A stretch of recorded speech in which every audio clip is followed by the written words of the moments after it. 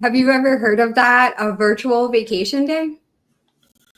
Honestly, no, but I need one because this day-to-day grind is just kicking my ass. Well, it's a day where you like shut off, turn on your do not disturb, and go online for the entire day. You spend your time on social media, or maybe you plan that vacation that you've been wanting to plan. Wait, people really do that? Count me in. Yes, they do. Welcome back, guys, to Tangled Heartstrings.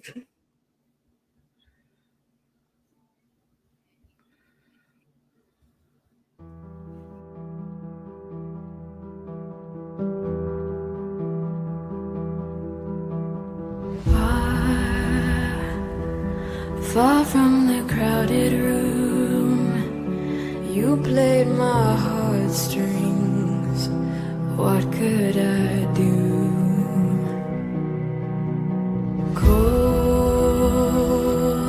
Caught by the light in you, the prospect of something new, too good to be true.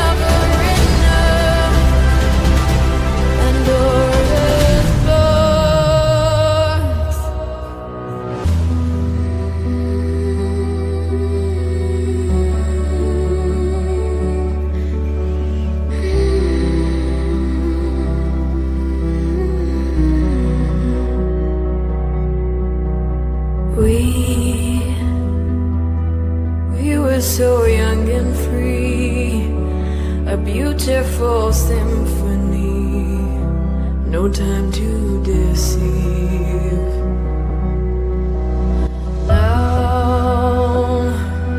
Now all the love has gone. We traded our innocence, tried to stay strong.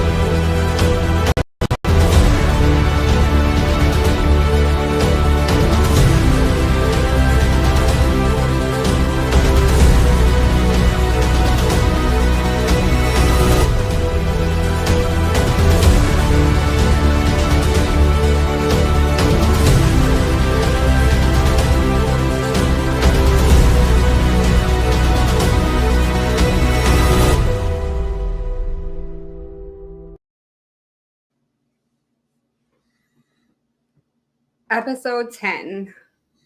Wow, I can't believe it. In honor of making it to the double digits, I thought it would be an amazing idea to have the male perspective on our show. So, welcome everybody, TJ. Hey guys, what's up? I'm TJ. It should be pretty easy to remember those two letters well. I'm a DC native that loves to spread love and positivity for all. I consider myself one of the prominent advocates for mental health. Pretty much, I travel across country to various campuses and communities and speak with youth and young adults about how they can end the stigma against mental health and provide resources nationally and locally for them to do so. That sounds amazing. We need more people like you out here in this world spreading love, positivity, and helping our young generation get into learning about mental health and how to combat it. Hey, Andy. Hey, TJ, guys, welcome in. Let's get started. Let's get into these Reddits and see what we're talking about today. Today is going to be all about change and how it affects our lives. So, with this first Reddit I found, I think could really resonate with a lot of people. So, it's Reddit by Capricorns. When love doesn't go as expected, how do you cope with it? How do you tend to close yourself off? Do you look for ways to fix it? When love doesn't go as expected, it's hard for me. I tend to close myself off and think about what went wrong. I often ask myself if I did something wrong or if there was something I could have changed. It's hard for me to accept that even when I give my all, sometimes it's just not enough. When a relationship doesn't work, I feel like I lose control, and that makes me even more reluctant to try again. During these times, I tend to block everyone out. Let's see. So I can distance myself from it and not have it constantly in front of me. But as time passes and I start to heal, I come out of my shell and move on with life. Eventually, I sometimes reach out to those I blocked before because I realize I need to close some chapters in order to move forward. I've learned that sometimes it's better to stop having unrealistic expectations and focus on what's happening now and what can push me forward. What I want everyone to know is unrealistic expectations are part of life.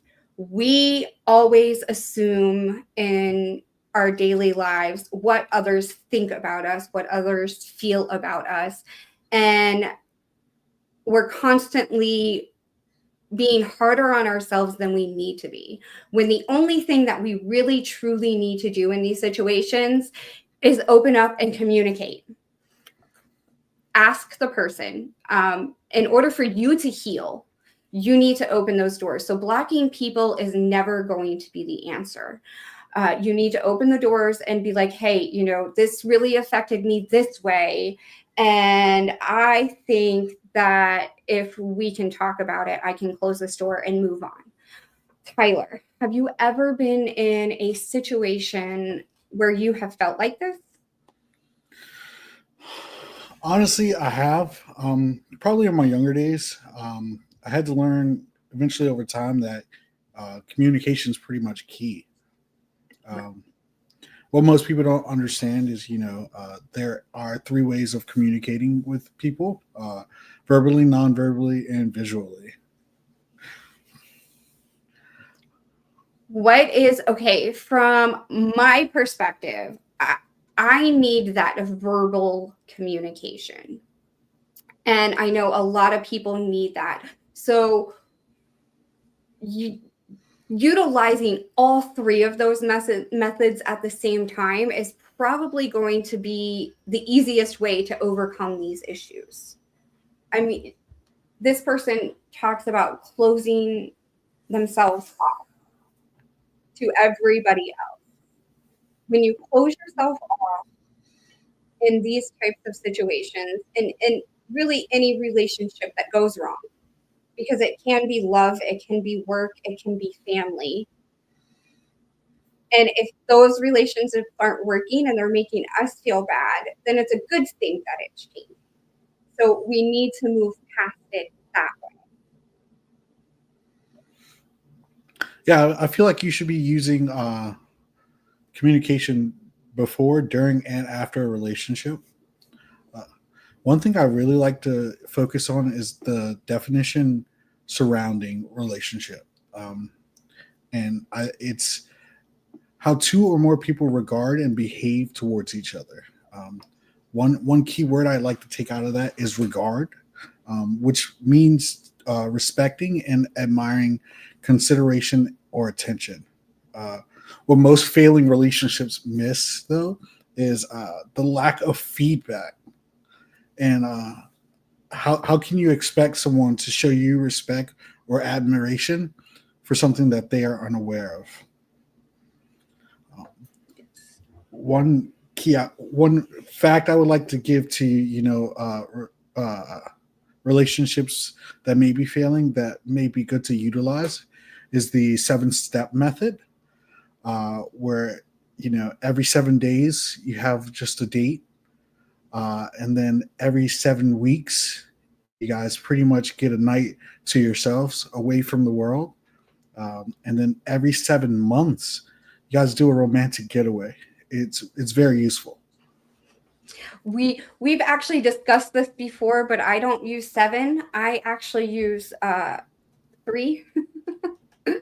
So every 3 weeks. Well, really, I think that waiting that 7 it may be too long, and it may make it worse. So using a check-in method, no, use that 7 days, 7 weeks, and 7 months, and but also use a check-in method where you're checking in with each other every night, at the dinner table or when you lay down in bed. Make sure that you're checking in, because we make issues bigger than what they really truly need to be by not opening our mouths and not speaking our feelings out loud.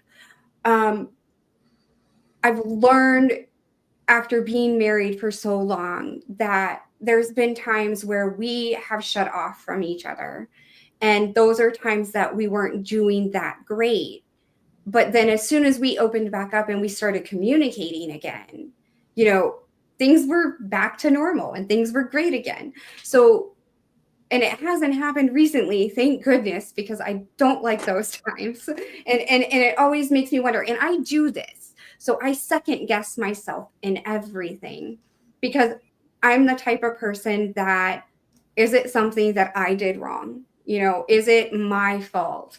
And I've learned, and I'm working on that, and it's been a great progress. And I'm not asking myself those questions as much. And it's not necessarily within my relationship, it's just in life in general.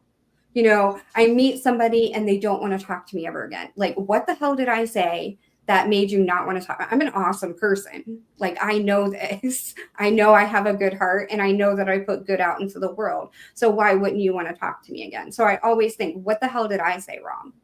Because I speak my mind all the time. So it's open communication can keep you from shutting yourself down.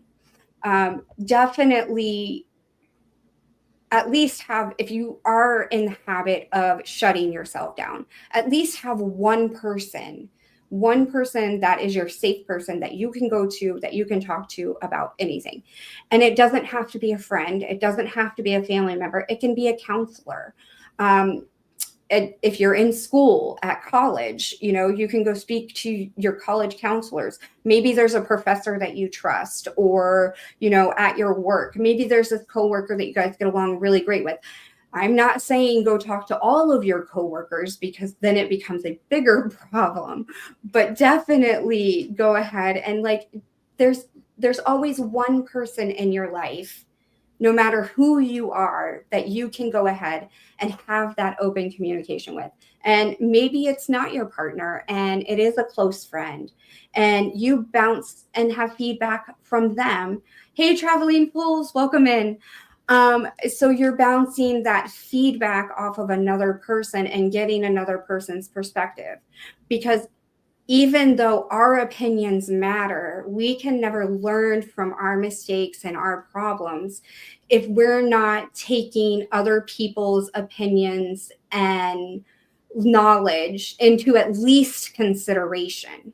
And not saying that you're going to follow everything that this person is going to say, but listening to their advice and taking that into consideration and helping you move forward.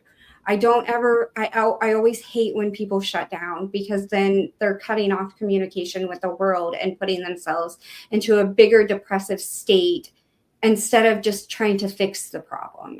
Shutting down, it should never be the answer. Correct. I 100% agree with you there, Mia.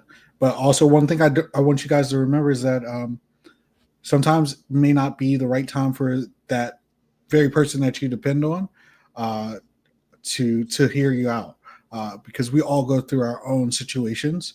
So definitely also keep that backup person. Keep a tight knit circle of people that you trust, that won't blurt out your information. I would say typically one or two people, but keep that tight knit circle because they're going to be there for a lifelong challenges that you go through. And sometimes when you do split up from those people, there's always other people that come into your world. And don't ever be afraid to really learn and meet new people. I know that it's a fear that a lot of people have of going out and meeting new people and opening themselves up to possibly a failed relationship, or possibly meeting the love of their life or their new best friend. So it's hard for me to see people struggle with stuff like this, because I've been there and I've healed and I've come out of this. So having that fear of failure was a big thing with me. And I've learned to overcome that. And it has brought me to where I am today, and to be able to be here today and be on live and be able to have all of these viewers in here seeing me and inviting hosts onto a show that I'm hosting. So, don't ever be afraid of failure. I have failed at a lot of things that I have tried. I have failed at relationships. I have failed in jobs. I have failed in life in general. I mean, I was in a depressive state that I never thought I'd be able to come out of.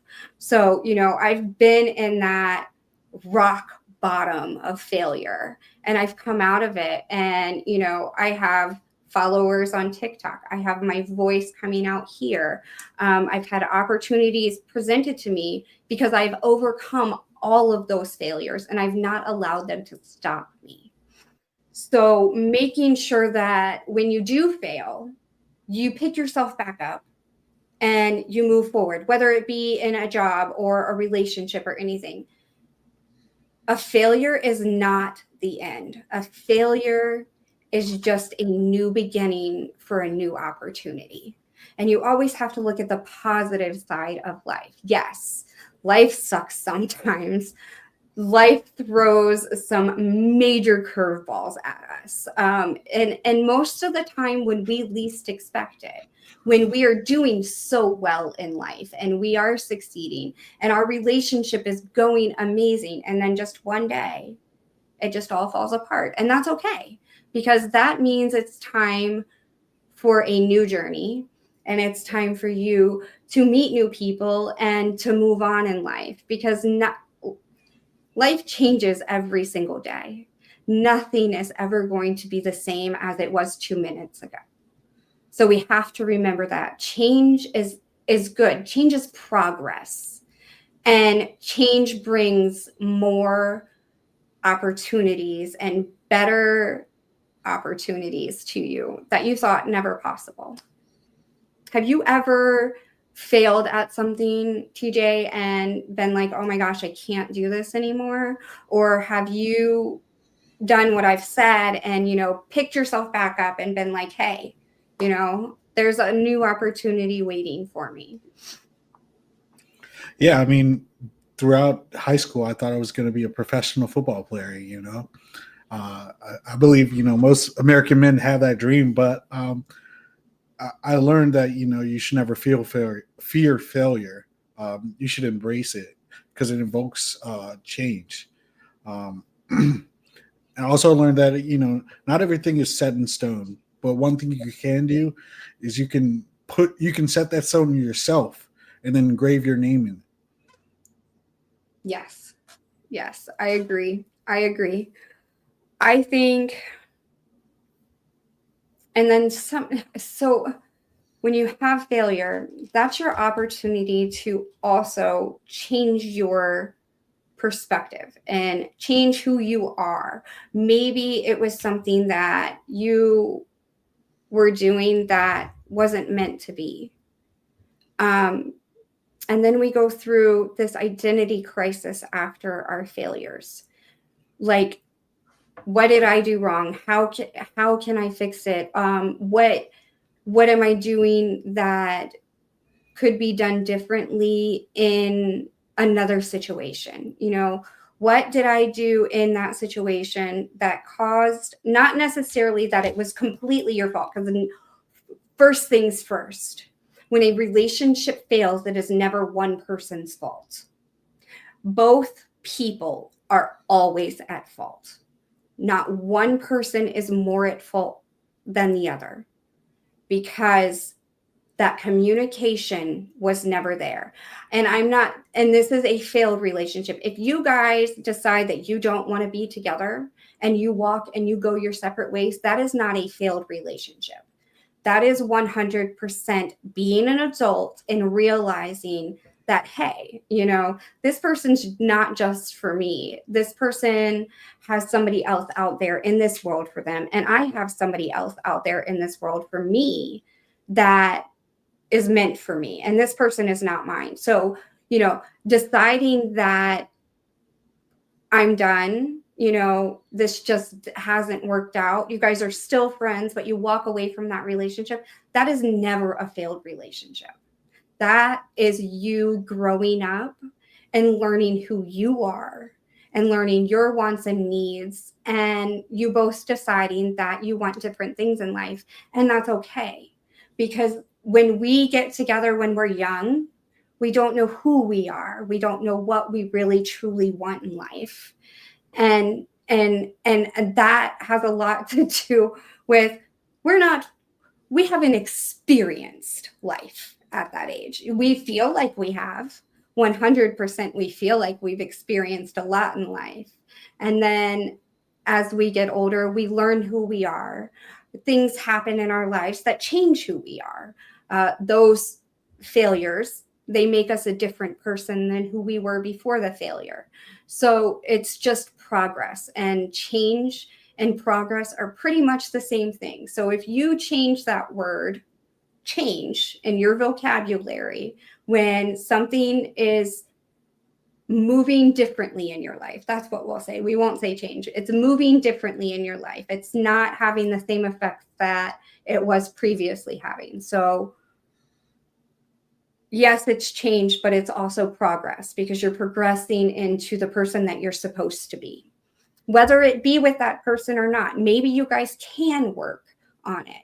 Maybe in 10 years down the road, you meet again and you have this amazing love relationship, and it works out then, because it just wasn't the right time. Yeah, I mean, two things I like to pick from that. Definitely changing the word change to chance. It's another Oh, yeah. chance to be different from how you were before in that previous relationship. Maybe you were lackluster and very quiet. Change it to be exciting and uplifting. Another thing I'd like to harp on is what you said, experience. Love is not love in relationships, and even work relationships are not experiments. They're experiences. Just like Mia said, you gotta understand what's going on, and be able to reflect on what you've learned throughout those relationships, and make the changes or accept the new chances that you have. Yeah, I agree with you. I like that change to chance. I do like that because it's a chance for you to better yourself. It's a chance for you to better your life. Change is not a bad thing. Change is good. Even if it's a bad change, there's always going to be good that comes out of it. And in the beginning, it's going to seem bad. And then later on in life, when you grow and you learn some more and you have more life experience, then you're going to be like, oh my gosh, I'm so glad that happened to me. Because I am 41 years old and I've been through a lot. I've done a lot. I've had a lot of life experiences. I am definitely not who I was at 18. I am definitely a different person, but I still have me in there, that 18-year-old inside of me that has grown and learned through these life experiences that change isn't bad. Because those things that I thought happened to me in the past that devastated me at the time, that put me into that depression and made me hate myself so much. I needed to experience that in order to be who I am today, in order to be here to speak about this today. It's not something that I like to speak about, but mental health is important and I've been through it. And it's okay to come out and ask for help when you are going through it. And I'm going to mention a number that I found with one of my co hosts, one of our guest hosts one time. She came in and told me about a phone number. If you are experiencing depression, if you're experiencing any bad thoughts about yourself, or even a thought of harming yourself, please, please, please utilize the phone number 988. Again, that phone number is 988, and it is a mental health hotline. Somebody will always be there to answer the phone, and they will be more than happy to speak with you about anything that you want to talk about. It doesn't even have to be about your depression. They will just have a conversation with you. So make sure that you're utilizing that if you have any bad thoughts or feelings. I wish I would have known about it when I was going through that because it probably would have helped me. I know that's a lot to remember, but change, it's not bad. Change is definitely a good thing. So make sure that you're accepting that change.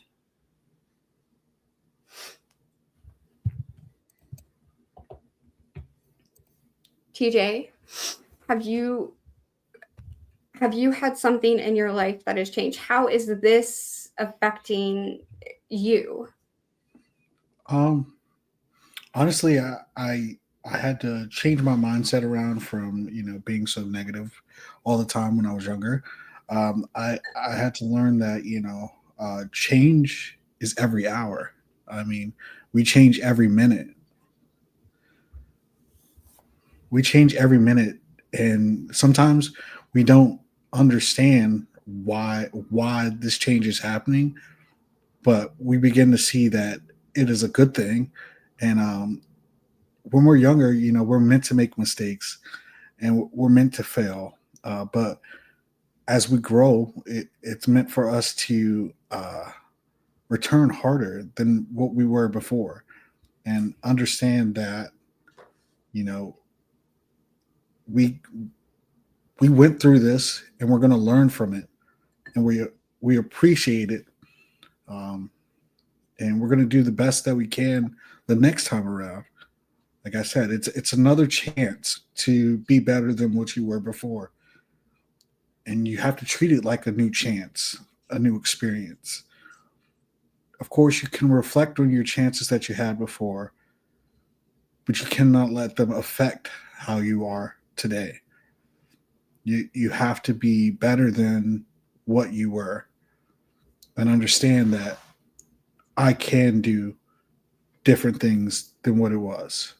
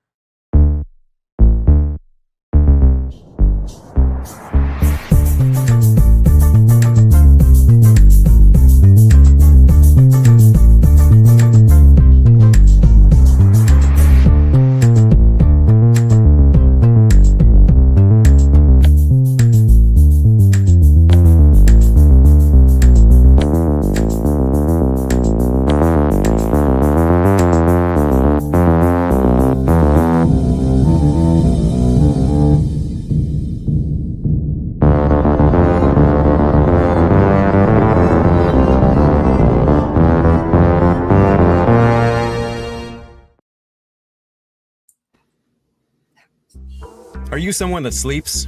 Our studies show you likely are. Designed for side sleepers straight out of the box, the Pillow Fight Haymaker Loft can be adjusted for back or stomach sleepers in mere seconds.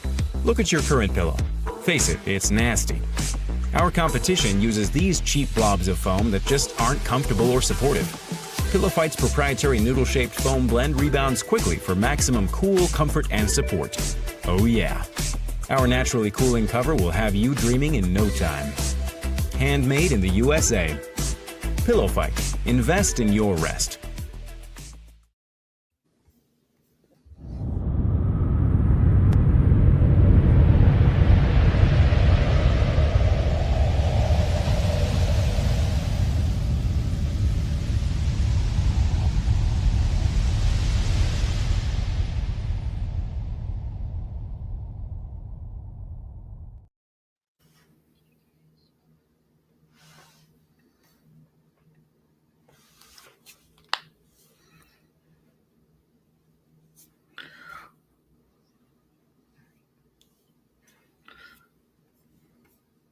Something we can all relate to is questioning our work and love life.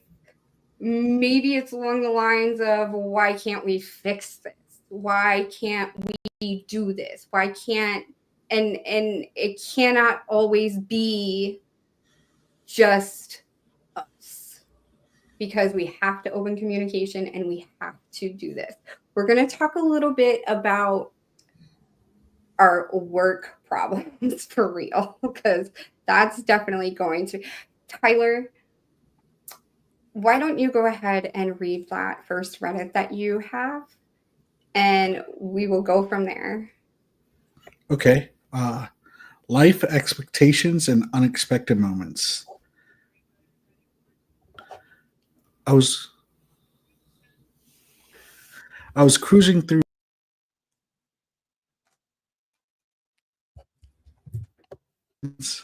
plans for the future and the whole shebang. Then out of the blue, life decides to switch things up. Maybe it's a change, maybe it's a career change, a sudden move, or even meeting someone who completely flips your world upside down. I want to hear your stories about those unexpected twists and turns that threw your life into a loop-de-loop. Did you roll with the punches, or did you take it take some time to adjust? Personally, I'm still figuring it out how to navigate these surprise plot twists. But hey, isn't that what makes life's interesting? Drop your tails and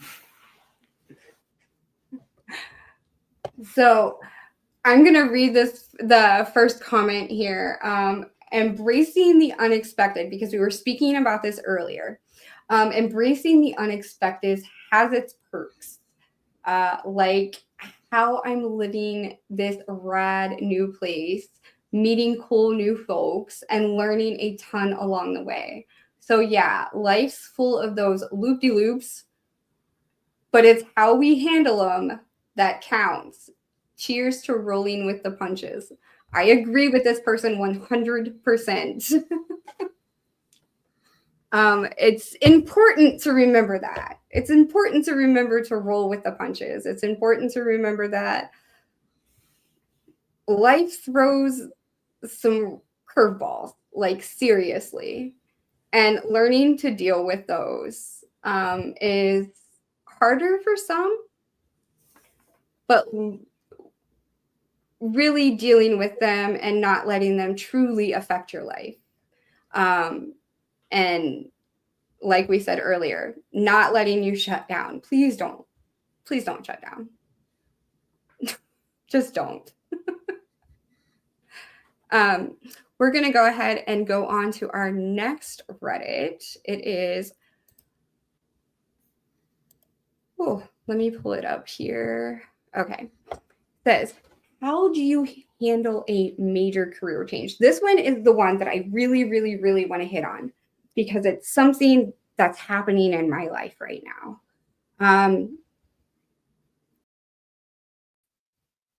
How do you handle a major career change?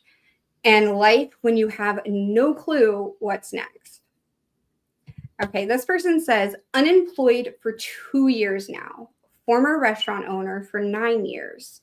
I was in the restaurant business for 22 years, closed my business in April of 22.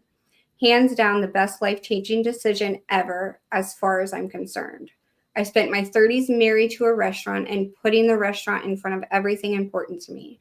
My time, relationships, family, friends, mental and physical health. I'm now 40, single, and have no kids. When I owned the restaurant in those final years, I was extremely depressed, stressed, and genuinely not a fun person to be around. Since closing, my mental health has improved. I have barely any stress. I've been traveling once a month to spend time with family members. I've been able to do things that I would have never had the time or energy to do when I owned the restaurant. Fortunately, I was very money smart and saved over the years so that I can continue this lifestyle. I don't collect unemployment or live off the government. There are some days where I do go a little stir crazy from not having a job, but I try my best to occupy my time. I don't have a college degree. This this last year, I've been working with a career coach. The coach has been very helpful with polishing up my resume, helping with interviewing, and giving me guidance. The main problem is I have no clue what the hell I want for a career moving forward. Last summer, I had multiple interviews with multiple food distributors, applying for sales reps positions, figuring I'd been in the restaurant game for 22 years that it would be a good fit for me. All right, I'm going to stop that right now because something in this Reddit really, really hit my heart, and that is being married to your job. There's a lot of people in the corporate world. There's a lot of people in the entertainment industry. There's just a lot of people in general that put their job above everything else in their life, that money is important. Yes, don't get me wrong, money is important. But putting your job and doing that, putting your job above everything else in your life is going to create a really bad situation because when you marry your job, you don't have a love relationship. That person that you thought you were going to be able to have that relationship with is going to be neglected. And neglecting your partner should never, ever happen. And it's just like neglecting a child. So, you're in your 20s, you're opening this restaurant, and you decide that I'm going to marry my restaurant, but I have this person that I love and I want to have kids with them. Well, where do the kids come in play when you're married to your job? If you don't want to have kids, great. I am not pressuring anybody in this world to have a child. That is 100% a decision that you make on your own. And don't let anybody else make that decision for you. But being married to your job will just be a depressive life. Yes, if you love your job, that's great. But where are you going to have that relationship fulfillment, that person fulfillment, that being able to speak to somebody else and not in a job manner, not talking about work, because at that point you're only talking about work with people. And I promise you, if you don't own your company and you are married to your job, you could walk out today and you'll be replaced. You could get fired today and they'll already have a replacement for you. You're replaceable 100% in any job that you're in. It doesn't matter what it is. You could be the best person at your company. You could be the best lawyer at your company. You could be the best sales representative at your company. But I guarantee you, if you were to say, I'm done, or they would decide that they are done with you, you're replaceable. So I don't think that having that attitude of being married to your job would allow you to have any type of fulfillment in life. I don't think that, and it is important for us to feel fulfilled, um, because that keeps us out of our depressive states. That keeps us happy. It keeps us sane.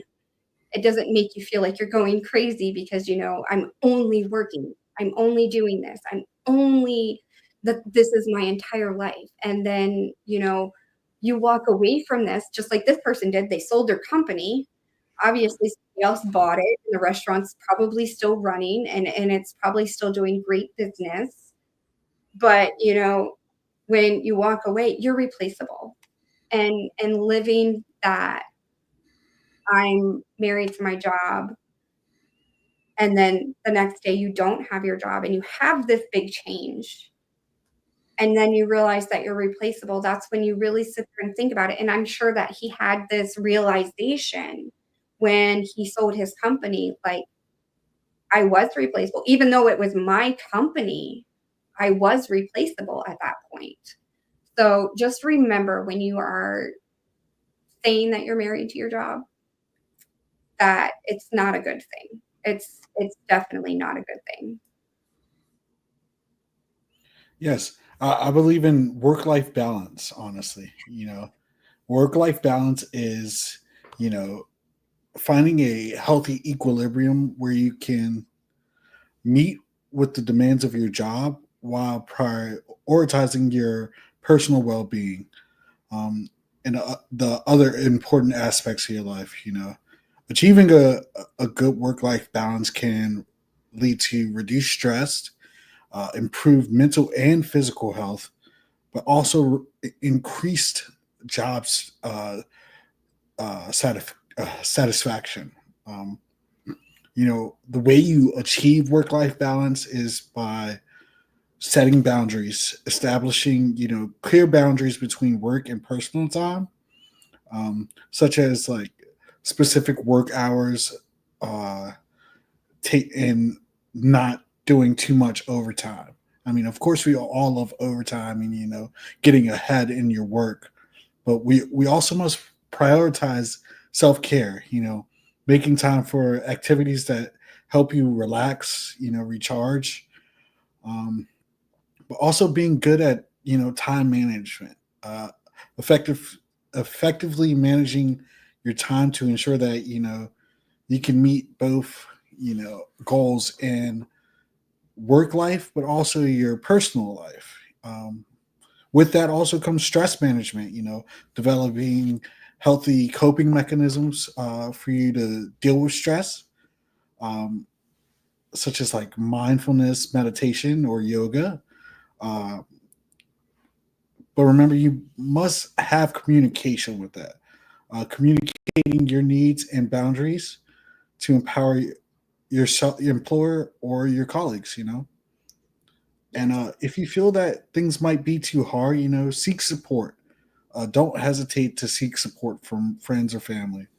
And there's definitely, professionals within your job, such as like HR, that will help you, navigate through things that might be too heavy. Yes, absolutely. I agree.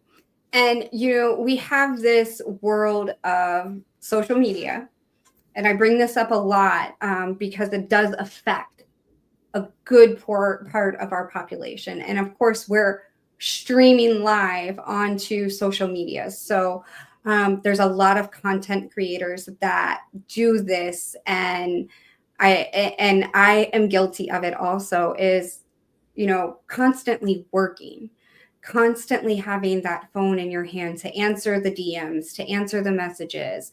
Um, I have since gone from that and moved on to, I don't work weekends. I have weekends strictly for family. After 4 p.m., I really don't pick up and answer any DMs or anything like that. My office hours are from 9 a.m. to 1:30 p.m. So setting those boundaries and setting up, I am only going to work 3 hours today and only work those 3 hours. Don't pick up your phone to answer those DMs. Don't open your social medias. I know it is tempting because we get those likes and, we get those comments and we get the DMs and we want to just hop right on and answer them right away. But creating those boundaries within your work life, doing that work-life balance, I love that. And sticking to those boundaries. Maybe you're in the corporate world and you're used to bringing work home with you, but you really don't have to. So when you close that office door at night and you go to get in your car, once you hop in your car, work's done. You don't have work at home with you. You're going home and checking in with your family, or maybe your roommates or your friends that you live with. You're checking in with them, seeing how their day went, and creating a open communication between the people that you love in your life, and leaving your coworkers and your boss and your responsibilities for work at work.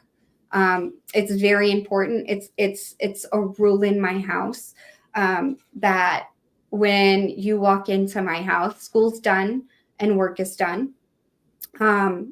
I opt my children out of homework because, and it's a good thing to do because they're in school on a computer for 7.5 hours a day.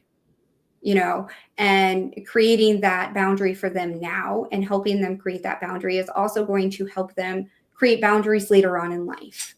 And be able to have that work-life balance, the school work life balance. If you're in college and you have exams coming up, it's really difficult to create that work-life balance because at this time when you're in college, college is your job. It's what you go to every single day and you put work into it. So that's your job. You may not get paid for it. Some of us feel like we get paid for it with our grants and our scholarships and all of that. But you don't get paid for school.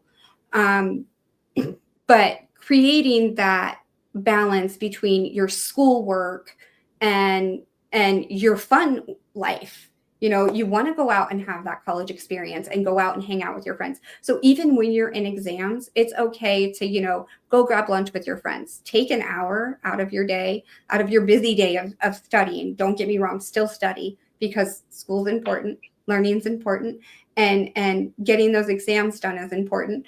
But taking an hour and going and getting lunch with your best friend, or, if you're 21 and above, I will repeat that.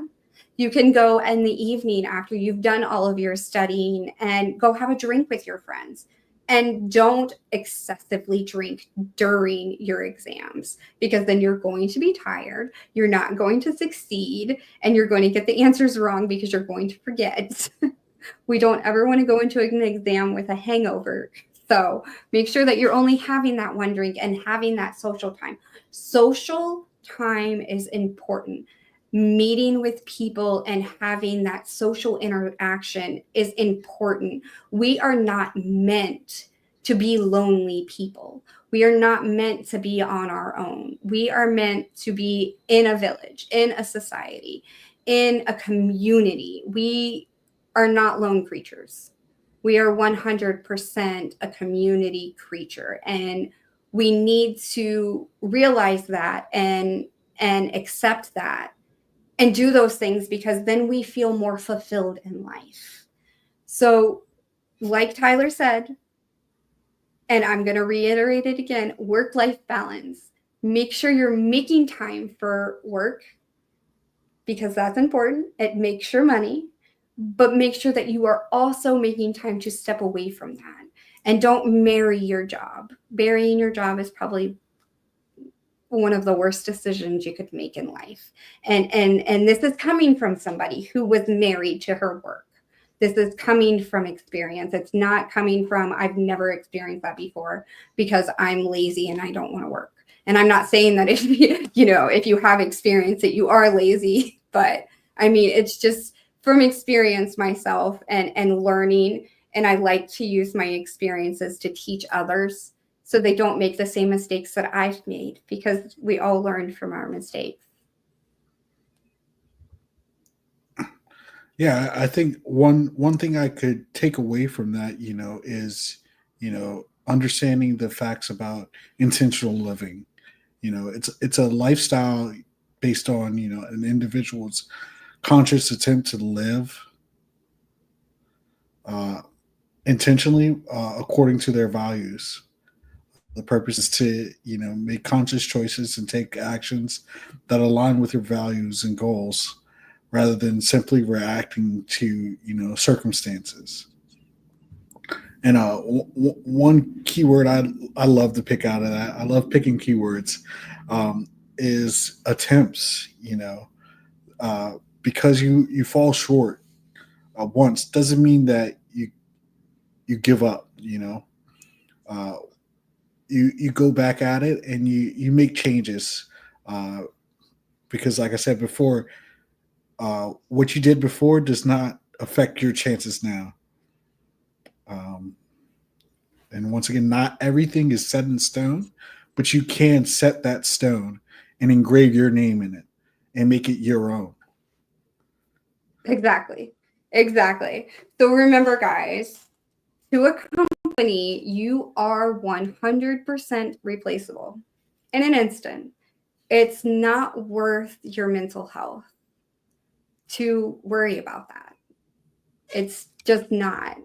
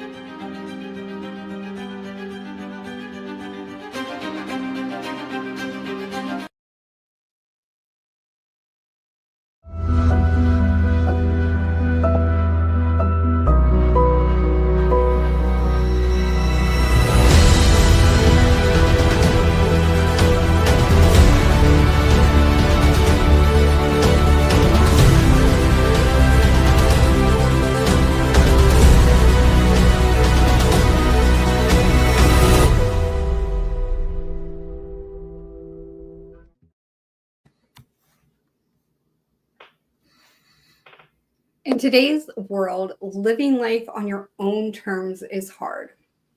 But is it even harder to live in the keep up culture? Today is probably one of the harder times to live in, with everything in the world available to you at the tap of your finger. And let's not mention with the ability others give us to peek into the world through social media. We need to stay unique. We don't need to buy every promoted product online. And we sure as hell don't need to allow Sally to tell us how we should live our lives. TJ, how do you think this affects our mental health? And do you have any tips on how to combat that keep up culture? Honestly, I say keep up culture isn't for everyone. It's actually not, in fact, meant for any of us the way we tend to see it. You know, that thinking tends to lead to an imprint of adverse mental health. Uh, Envy and jealousy are just negative thoughts that corrupt our brain. Instead, we should view the keep up culture as a form of support and advocacy. When Sally posts herself in her new dress that made her look slim, give her that like, give her that positive comment. I'm fond of saying, I'm glad you can make that work for you. Or when Sally posts that new product that she's telling you to buy, look up the functions of it. Because usually there's an alternative that's cheaper, or sometimes it works better. Uh, what I'd say is be comfortable in your own skin and your lane, because what works for Sally might not work for you.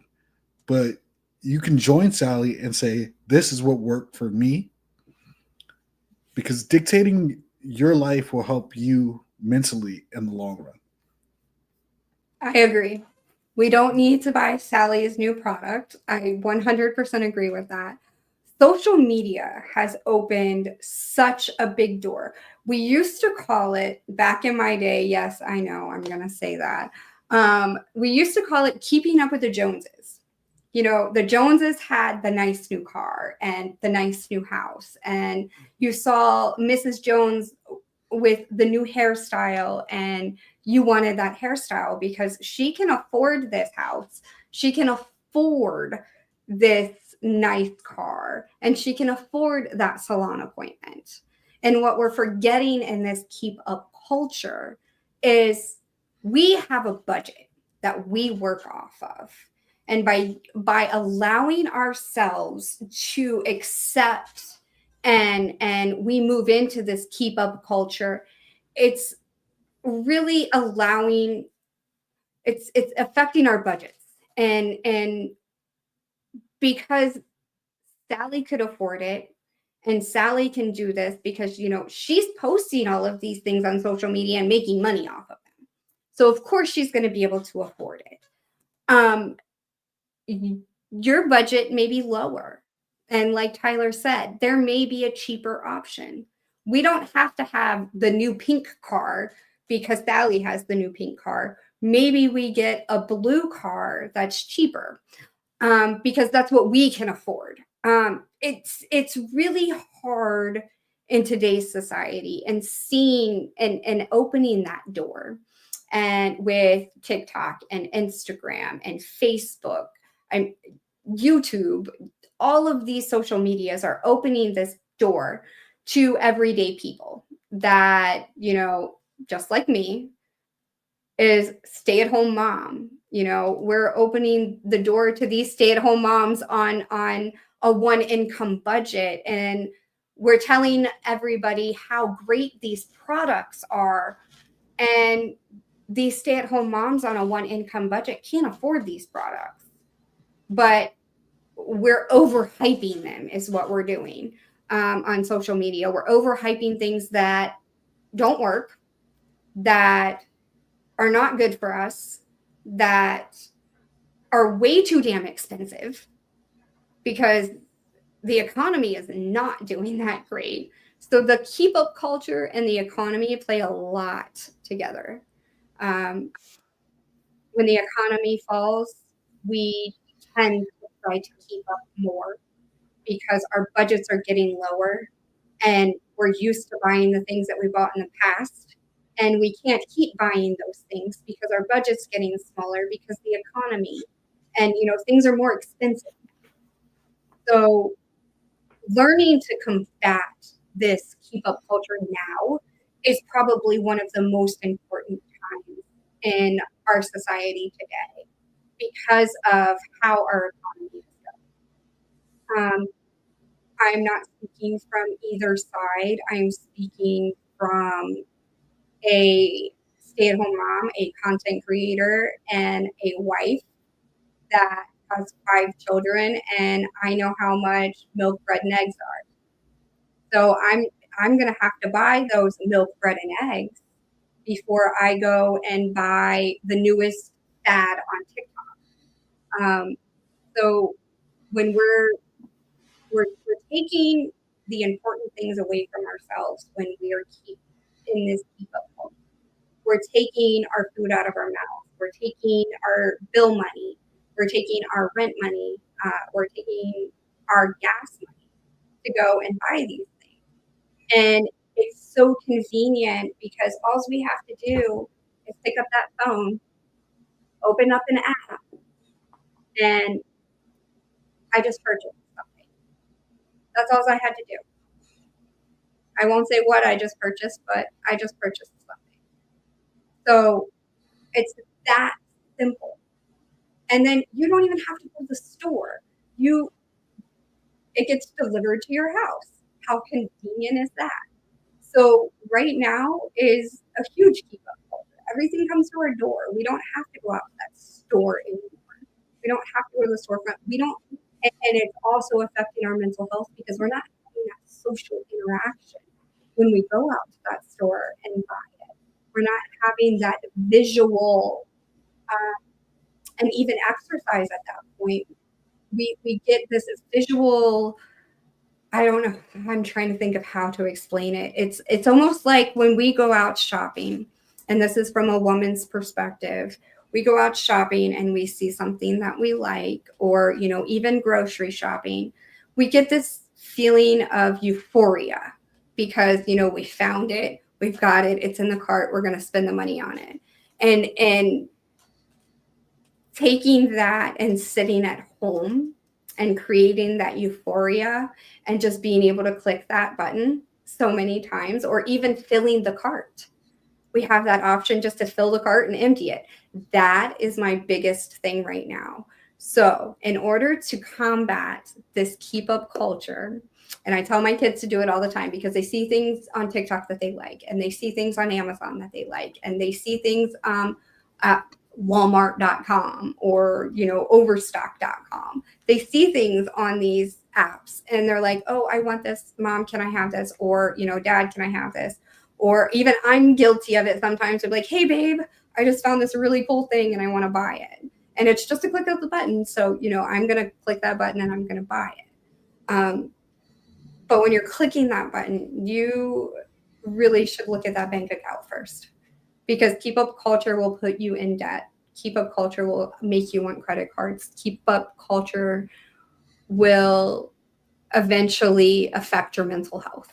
It feels really good and really amazing because, I've got everything that Sally's got and now I can post it to TikTok too. It's really hard to come out of too. Sometimes it becomes, and it's not a diagnosis or anything like that, but it becomes a mental health issue. It becomes that euphoria is what you're going to seek. That feeling of it's a dopamine release. You get that dopamine release, and I just bought it. It's going to be at my mailbox in 3 days, and then I can really see, and you get it there because you hear all of these amazing things, and you're in this keep up culture, and it's not what you expected. So, and then you're like, oh my gosh, I just spent $300 on this because Sally said it was amazing. And it's falling apart when it gets to me, So keep up culture is not always great. Yeah, I'll say what most people overlook is that, when Sally does post these things, Sally's not paying for it. Sally is the guinea pig for you to go ahead and buy it and try it out for her. Sally probably has some background effects that, made the leaf blower look like it was blowing the leaves, but it really wasn't. It was just a big fan behind her. Sally is simply just the middleman for you and, big corporate to create that connection between one another. And big corporate is just simply stabbing you in the back, honestly. Like Mia said, you buy that that leaf blower that you expect to be, the best thing. You like, it's gonna clean my yard in 2 seconds, and then when you get it, it's missing a piece. God, I used to hate when IKEA would, promote that they have this desk on sale, and it's going to be like the most sturdy desk, and then they send it to you, and you're missing a stud that you're supposed to have. There is so many people that overlook, what is right in front of them. Uh, the Sally is just simply there to promote and get paid. She is not really caring about what you have going on in your life. She's going to sweep her floor, and you're going to think that this vacuum that you're getting is going to be the best thing ever, and it's not.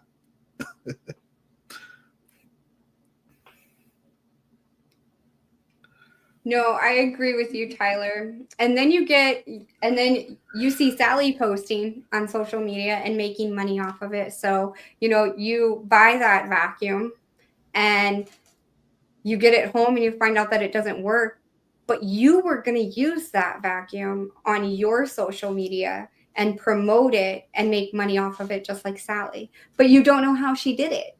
So then you feel like you have failed in that situation. And now what are you going to do because you spent your last $40 on a vacuum on a website that you had no idea, because we're not looking at reviews, because Sally's already reviewed it for us right there in front of our eyes. We're not going to go back and look up the product on Amazon or Google and see what the reviews are on it, because, we've seen it on Sally's social media and it works amazing. But what she forgot to tell us is she swept before. Those things that she was picking up were super light, and of course they're going to be sucked up into it because it's dust or, something like that. So we get to where we want to post it onto our social media because we saw it working so well on somebody else's, and we get it home and we can't even post it at that point. So, and the return policies, yes, return policies are amazing, but then you have to wait that 3 to 7 days for it to get back in your bank account. And that was your last $40. How are you going to, and you were expecting to make $40, $60 that first night you posted it when it came in the mail, and you're not making that money now. You have to wait the 5 to 7 days. How are you feeding yourself? I'm not even going to say that you have a family at that point, because how are you going to even feed yourself? How are you going to get the things that you need to function in life every day if you're out here trying to keep up with this keep up culture? I mean, it's ridiculous. And I mean, I've been guilty of it. We all have. Every one of us has. We've seen that post on TikTok and we've purchased it and we haven't been happy with it. Some things, and I'm not saying all things are bad, because I don't want people to be like, oh my gosh, well, I bought this off of TikTok or, shop, or I bought this off of, Instagram shop or whatever. And it was amazing and it worked great. And I was able to post a video and make money off of it. Not all the products are bad. Don't get me wrong, but there are going to be those products that are bad. And we're never going to know which ones they are until they come in our mailbox. And that failure is going to put us 5 steps behind of where we were, because now now we have to pick up the pieces of that failure. So moving on. Mia, I have a quick question for you. Yeah. That's weighing on my mind right here, and it's been weighing on my mind throughout this entire show. And it was, if everything changed tomorrow, what is something that you'd want to keep the same? If everything were to change tomorrow in your life, what is one thing that I would keep the same in my life? My family. That is the only thing that that's the only thing that would devastate me if something happened to them. My job, I love my job. I love the people that I work with. Meeting new people like you and being able to bring you onto the show, I wouldn't want that to change. But if it were to change, and even if my family were to change, I am at a point in my life that I know change is good. I wasn't there at one point, and every change in my life was really bad, and it caused me to be depressed because I felt like such a failure because nothing was going right in life. And sometimes that happens. Sometimes we're at a point in life where we feel like everything is going wrong, and there's so many changes happening, or like you said earlier, so many chances happening, that I feel like I'm failing in life. But now that I'm in this place and I've gone through this healing journey, and if everything were to change tomorrow, if I were to lose my family and I were to lose my job, I think I would be okay, to be honest with you. Is it going to hurt me? Absolutely, 100%. It would devastate me. But knowing that change just brings new opportunities, I would be okay with it. And I know that if my family's watching, I apologize. I love you guys dearly. Um, but if it were to happen, it's something that I'm in a good place to work through. And there's a lot of people in this world that are not in a good place mentally to be able to work through such a change like that. Losing a spouse, losing a loved one, losing your job, losing an ability that you had, and really, let me get my train of thought back on because I just lost it. Change is hard, and learning to process change is even harder for a lot of people. But if you're here and you're listening and you are going through a major change in your life, change is not bad. Change is good. Change brings new opportunities. Change also brings a chance for you to reflect on yourself and look at yourself and be like, well, it's not that I did anything wrong. It's not that there was anything that I could have changed to make the outcome different.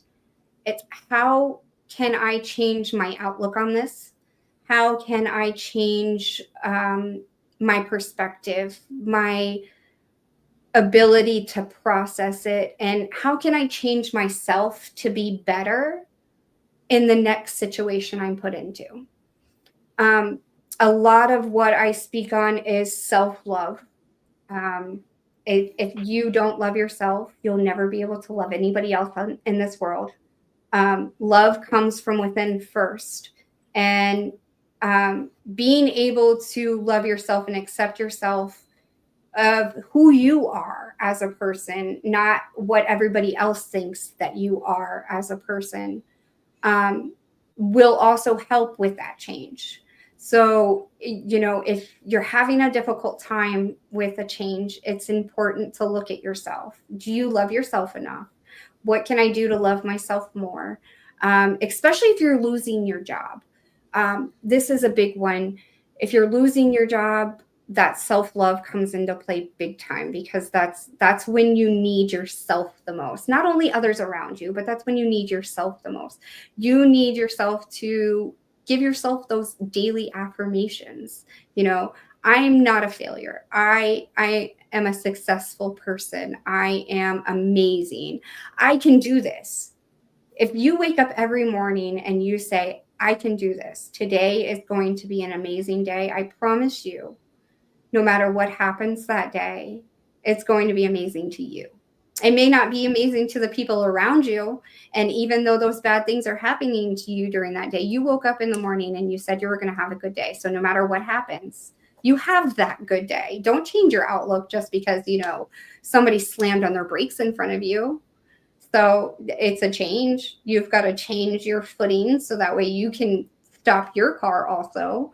So it affects you. Every change in life affects you, but it's up to you on how you allow them to affect you. You know, changing your perspective and your thought during this, and that word is playing so big today, is change. Changing your perspective of how you process things will help you in moving forward. Tyler, do you have any more tips and tricks for that mental health? Yeah, one factoid that I like to live on, that I actually learned from my grandmother, is the 5 minute rule.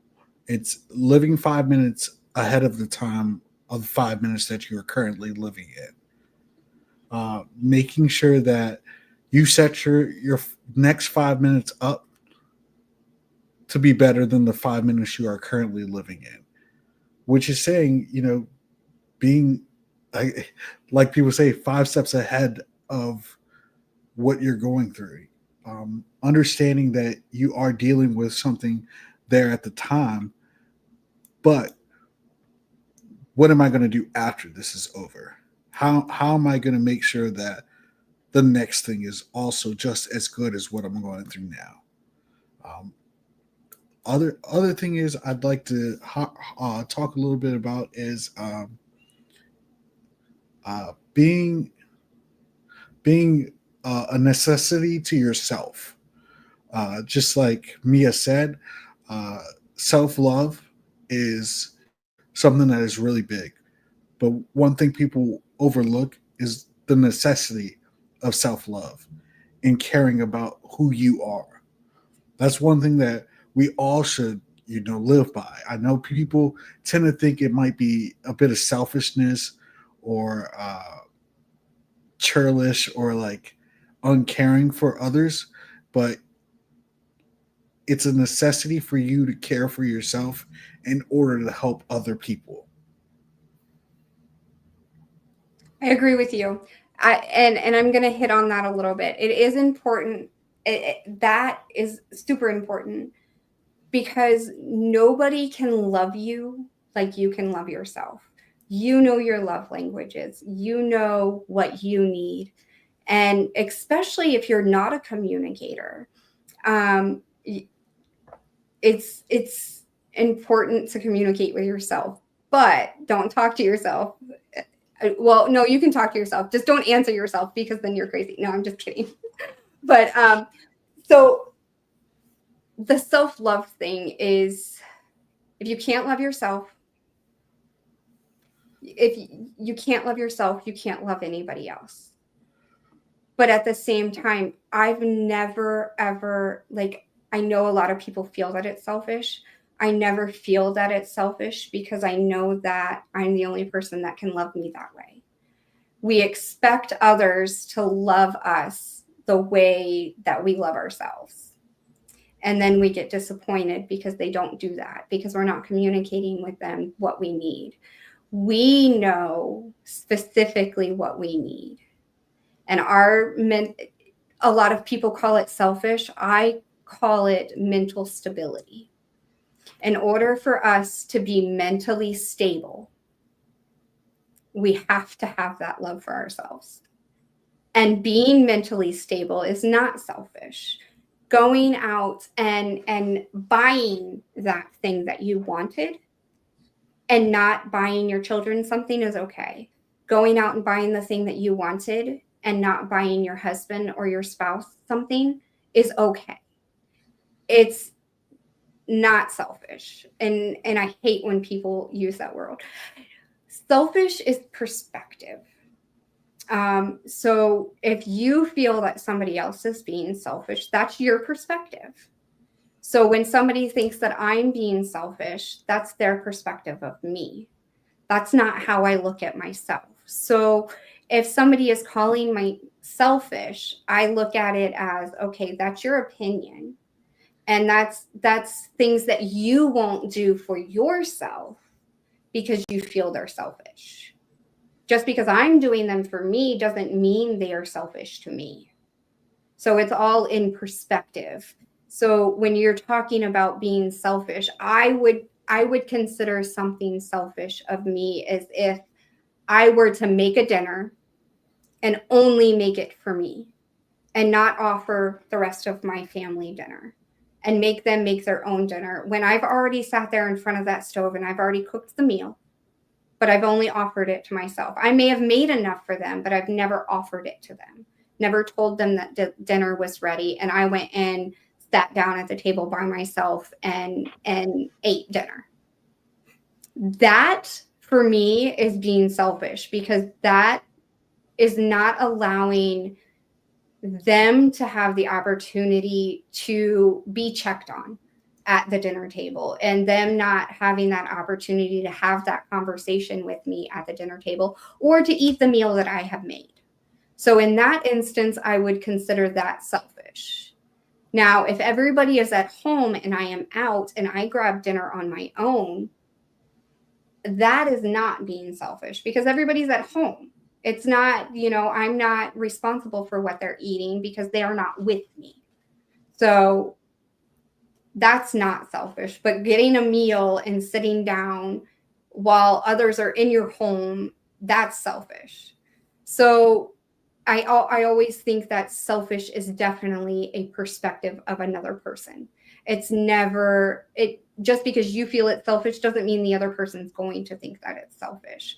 So knowing that, are you ever truly a selfish person in your own eyes?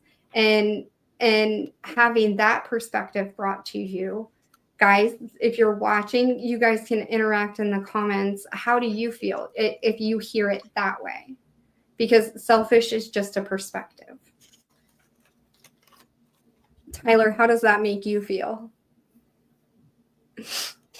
Yeah, it's all about how you look at things, and creating self-awareness for yourself, and understanding who you actually are. Most people will feel that there's a bit of selfishness underlying things, but they don't understand your core values and what works best for you and what your beliefs are. Right. So remember to stay aligned with yourself. Don't ever feel selfish for something that helps with your mental health. Something that makes you mentally stable is never going to be selfish. I will tell you right now, a lot of people think I'm selfish because I do get my nails done. I do go and get my hair done. But those are things that I do for my mental health. When I get my nails done, I am sitting there with headphones on. I am rolling through TikToks. I am not speaking to anybody, and I am shutting down and having that mental shutdown for me. So, that's keeping me mentally stable. When I go to get my hair done, I don't necessarily do it for the looks. I do it for the interaction that I have with my stylist, because my stylist is absolutely amazing. I love her to death. So it's, I go in and I have that adult, I'm a stay-at-home mom, that's what I do every day. I sit at home and, do the mom things, do the wife things. So I'm not getting a lot of adult interaction, adult conversation, as I call it. I have a lot more interaction with, the young teenagers and the younger children. So, having that ability to go out and get my hair done and have that conversation, it helps me stay mentally stable, going out and getting a coffee on my own and leaving everybody at home. That's not selfish. That's, I need 20 minutes to myself to shut down and not think about all of those mom things or, those wife things. So we get a lot of this in this world where, stay-at-home moms get dogged so hard because they go and get their hair done and they go and get their nails done and they leave their kids at home, So I know we've talked a lot about change tonight, guys, and how change can affect us and how it can affect our mental state of mind. Remember, viewers, that change is not bad. Change is good. It's a chance for new opportunities to be presented to us and for us to take that and go ahead and move on. So until next time, guys, thank you for joining us for episode 10. TJ, I really, really appreciate it. It was amazing having you on here. Thank you for And having I me. will see everybody next week. See you guys. Bye.